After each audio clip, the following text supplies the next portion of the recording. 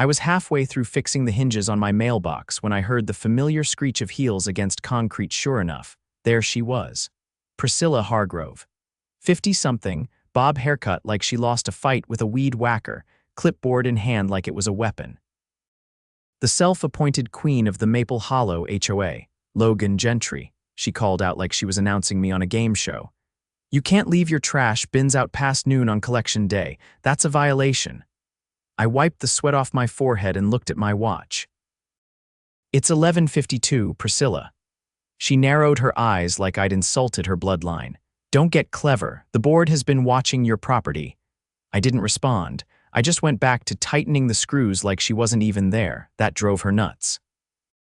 She huffed and stormed off, muttering about citations and bylaws. Now, I'd had my issues with the HOA before false fines, passive-aggressive letters, a warning for having uncut grass when I was literally out of town for my father's funeral. But things really hit the fan last Friday. I was working a late shift at the fire station and got home around 6 in the morning. I pulled into the driveway, shut the garage, and went inside to crash for a few hours. Around 9, I was jolted awake by this loud crack. At first, I thought it was a blown transformer or maybe a tree branch. Then I heard it metal scraping, followed by the unmistakable sound of something being ripped apart. I ran outside in my boxers and saw Priscilla Hargrove from the HOA yanking on the bottom corner of my garage door like a raccoon trying to get into a trash can. "What the hell are you doing?" I shouted. She froze like she didn't expect to get caught. "This door is non-compliant. It's painted eggshell white, not HOA-approved ivory." I stared at her, dumbfounded. "So you decided to break it off the tracks." She let go and stepped back, trying to act like she hadn't just committed property damage in broad daylight. "I was simply inspecting it for what? Weaknesses." I pointed at the twisted bottom panel. "You just destroyed my garage door. I had authority," she snapped. "I'm on the board." "Yeah," I said, grabbing my phone. "Let's see what the cops think about your authority." She scoffed and crossed her arms. "Oh please, you're seriously going to call the police over a garage door?" I didn't answer. I was already dialing. The patrol car rolled up exactly 7 minutes after I called, engine still warm, coffee cup on the dash, and Officer Ramirez stepping out before the tires even stopped. I'd seen him around town before, mostly directing traffic near the high school during construction. He had a laid-back air, but the way his eyes scanned the scene told me he wasn't brushing anything off as minor. He looked from me to the bent garage panel, then to Priscilla, who was now standing with her arms folded like she was daring someone to challenge her. "Morning," Ramirez said. "Got a call about property damage." I nodded, stepping aside so he could get a full view of the torn metal and the dent where the frame had popped loose. She yanked the door off the track. "Claimed it wasn't the right color. And you saw her do this?" he asked, already pulling out his phone to take pictures. With my own eyes. I was asleep after a shift, woke up to the sound of her tearing at it. Priscilla straightened her spine like someone had yanked her up with a puppet string. I was performing a compliance inspection. As an elected representative of the HOA board, I'm within my rights to address violations. Ramirez raised an eyebrow. "By physically damaging someone's property?" "I didn't damage it," she snapped. "It was already defective." I watched you bend back the bottom panel," I cut in. "You wedged your clipboard under it and pulled until it buckled." She shot me a glare, then turned back to the officer. "This is a misunderstanding." I was acting in good faith. Ramirez took another photo of the warped metal, then pointed at the corner where the paint had scraped clean off. "Ma'am, this is criminal mischief at minimum, possibly vandalism. You don't have legal authority to touch someone's property, let alone damage it. I'll have you know," she said, voice rising, "that this entire development falls under HOA governance. That includes aesthetic enforcement." He didn't even blink. "HOA rules don't override state law. You're not exempt from trespassing or destruction of property statutes." She sputtered, flailing for a reply. I could practically see the wheels grinding in her head. "You got any video of this?" Ramirez asked me, pulling out his notepad. I nodded and jogged inside. My security camera was mounted under the eaves, angled right at the driveway and garage. I pulled up the clip from 20 minutes earlier and transferred it to a thumb drive.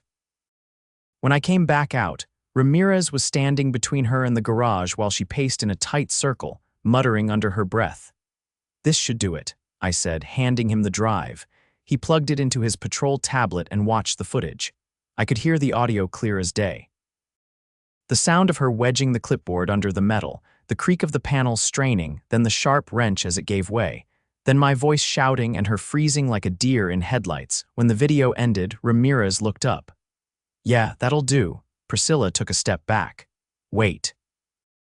You're seriously considering arresting me?" "I'm not considering it." He turned toward his vehicle. "I'm doing it. This is felony vandalism. The repair cost alone is above the threshold." "That's outrageous. I was doing my duty. I'm not some common criminal." He pulled out the cuffs. "You're being detained for destruction of private property. You have the right to remain silent." She shrieked like someone had dropped a spider down her back. "You can't do this. I'm on the board. I have friends on city council. And you can tell them all about it from the holding cell," he said, clicking the cuffs around her wrists. She squawked and twisted, but he guided her to the back of the cruiser like he was walking a shopping cart. Neighbors had started peeking out of windows and stepping onto porches. Mr. Lee from across the street, Marisol from 2 doors down, even old Mr. Havorson, who usually didn't leave his recliner for anything short of the 4th of July parade. Phones were out. Cameras were recording. "You're all going to regret this," Priscilla shouted from the back seat. "I made this neighborhood what it is." "Yeah," someone muttered nearby. "An overpriced prison camp." Ramirez shut the door and tapped the roof. The cruiser rolled away, tail lights glowing red as it turned down the street and disappeared around the bend. I stood there, still holding the thumb drive, wondering how the hell it had gotten to this point. A week ago, I was just patching up my mailbox and ignoring passive-aggressive HOA letters. Now the president of the board was headed downtown in handcuffs. The crowd started to disperse, but not before Marisol walked over, arms crossed, her phone still recording. "You know this is going to blow up, right?" she said. "She's going to scream retaliation and try to spin it as harassment." "She can try," I said. "But I've got the footage, the report, and a busted garage door with her fingerprints all over it." "She's been getting worse lately," she said, glancing down the street. "Tried to fine me last week for having lavender in my front yard. Called it a non-native invasive species. I had to get a state botanist to write a letter saying it was perfectly legal." "She ever touch your property?" "No," she said, "but she's been threatening to inspect my fence next." "Whatever that means." I looked at my garage door, then at the row of houses stretching down Maple Hollow Drive. "She's not just a nuisance anymore, she's a liability." Marisol nodded. "She's also not acting alone. There's a core group on the board that backs her up on everything. They're the ones pushing the new amendment." "What amendment?" She looked around, then leaned in. "They're trying to pass a clause that lets the HOA inspect home exteriors without notice. Supposedly for emergency compliance, but it's basically a free pass to snoop whenever they want." My jaw tightened. So this stunt was just the beginning. Exactly. But now that she's been arrested, they're going to scramble. They'll either try to remove her quietly or double down and spin it as a conspiracy. "I'll dig into it," I said. "Start with the public records. Board meetings, financials, anything they've filed with the county. You know how to read that kind of stuff." I pulled out my phone and opened the contact list. "I've got a buddy who works in municipal code enforcement. He owes me a favor." She grinned. "You know, I never thought I'd say this, but I'm glad you moved in. You might actually be the guy who brings these clowns down."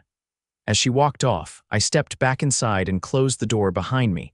I didn't even bother with breakfast. I pulled my laptop from the shelf, opened the county records portal, and started typing. If this was just the tip of the iceberg, I was going to find the rest no matter how deep it went. By noon, I was elbow deep in a stack of downloaded PDFs from the county zoning board and Maple Hollow's HOA filings. You'd be surprised how many people never check what their HOA actually files with the local government. I had never cared either until someone tried to rip my garage door off its hinges because they didn't like the shade of white. Now, I was reading every form like I was prepping for court.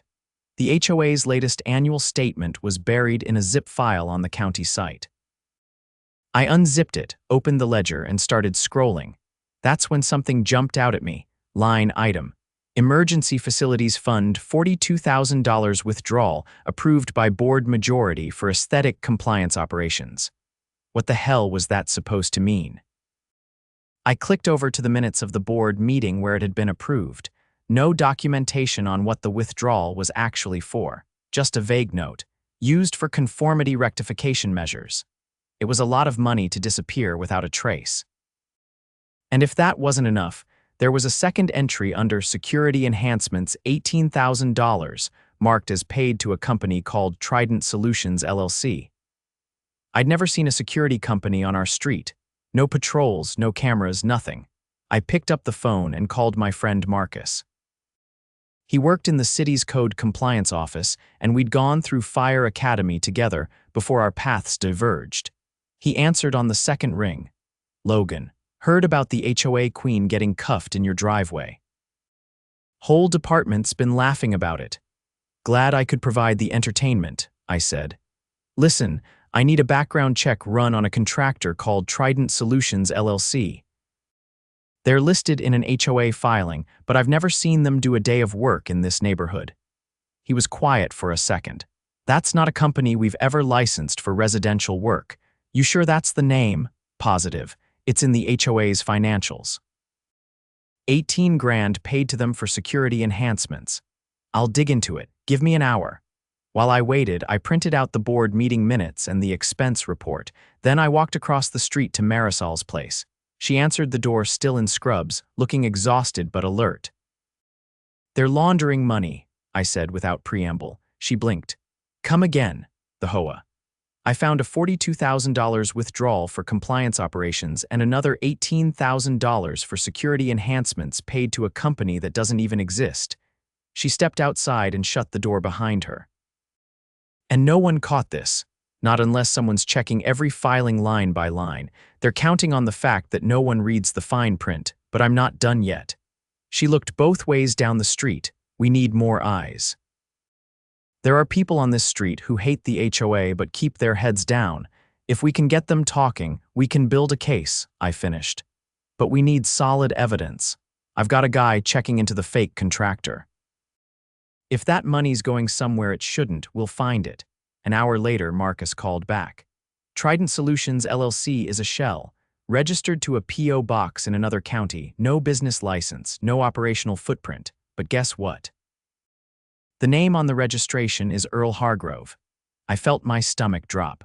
Earl, as in Priscilla's husband, bingo.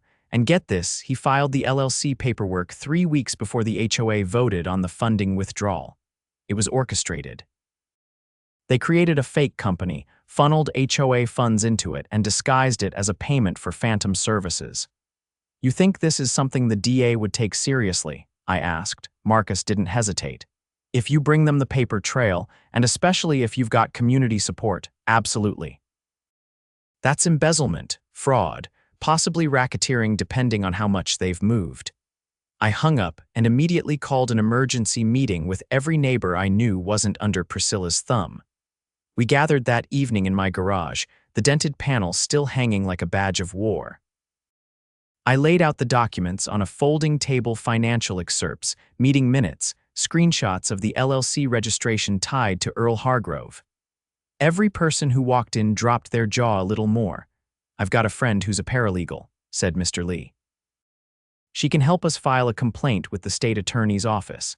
"This explains a lot," said Marisol. "Remember when they tried to charge us a storm damage assessment fee last year, said it was for tree trimming, but no one ever saw a truck." "We're going to need signatures," I said. "Affidavits, and we'll need someone to talk to the media when this blows up." "I'll do it," said Haverson, the retired vet.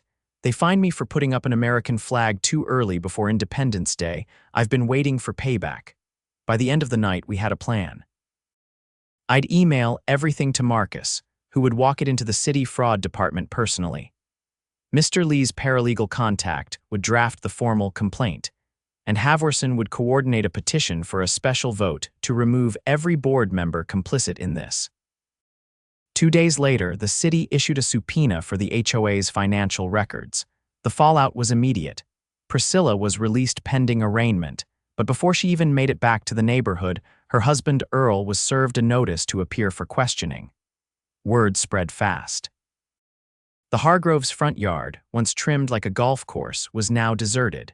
No porch lights, no movement. I was in the middle of helping Haverson tape the petition form to his door when a black SUV rolled up, tinted windows and a county seal on the side. 2 investigators stepped out and walked straight to the HOA's community office down the street.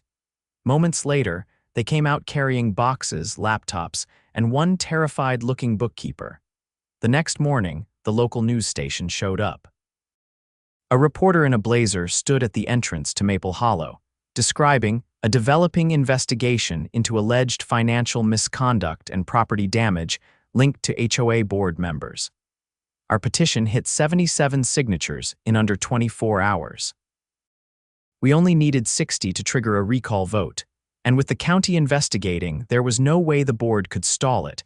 I was back in my garage when the phone rang again. Marcus. They've got enough to file formal charges, he said. The DA just confirmed Priscilla and Earl are both being indicted. Fraud, misuse of HOA funds, and criminal destruction of property. They're also probing 2 other board members for aiding and abetting. I leaned against the workbench, a wave of relief crashing over me. So it's actually happening. They're going to try and cut a deal, Marcus said, but I'd bet money on a conviction. At the very least, they're never touching HOA money again. By the end of the week, the Maple Hollow HOA board was officially dissolved under emergency provision rules triggered by the fraud investigation. A temporary oversight committee was appointed by the city, made up of 3 neutral administrators and 2 residents elected by the neighborhood, including Marisol. She knocked on my door that Friday night with a fresh copy of the new bylaws in her hand. First thing we're doing. Repealing every ridiculous aesthetic clause they used to bully people. And the second thing, mandatory financial transparency. I opened the door wider. You want coffee or something stronger, she grinned. Let's go with stronger. We've earned it.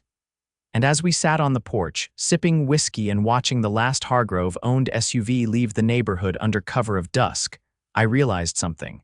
The HOA tried to control us with fear, fines, and phony rules. But the second we stood up, they collapsed under the weight of their own lies. It started with a busted garage door. It ended with justice. The following Monday morning, I stood in front of a folding table inside the county courthouse, watching a clerk stamp the final page of our neighborhood's emergency recall petition. The ink wasn't even dry before she slid the stack into a manila envelope and said, "You might want to stick around. There's a hearing scheduled in an hour. Judge Whitmore's fast-tracking the injunction request." I stepped back, nodded, and took a seat in the hall. A few other residents from Maple Hollow filtered in. Mrs. Han from the corner lot, the Ray's couple from the cul-de-sac, and even Carlos, the retired lineman who once got fined for painting his shed a shade too close to maroon. Everyone had the same look, exhausted but alert, like people who had finally stopped waiting for someone else to fix the problem.